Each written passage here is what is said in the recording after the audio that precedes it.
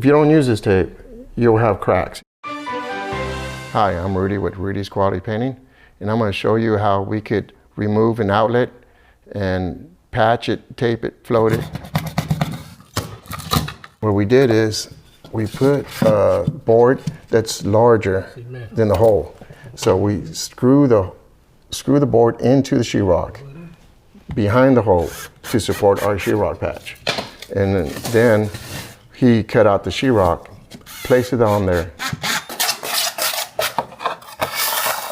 Then my guy came in with some mud, quickset, and tape.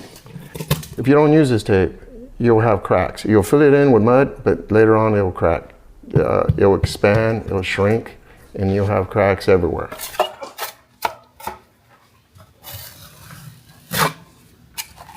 When you do this, sometimes they over mud it, and sometimes you put too much mud and you don't sand it enough where it's smooth enough before you apply the texture.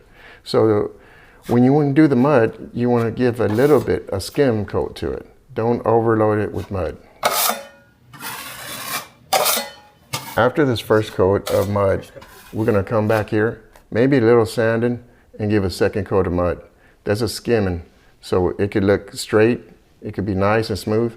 Then we're going to come in and sand around that one, a light sanding, and then apply our texture to it. So this could take half a day, 4 to 6 hours for it to dry in between. And then we could paint it.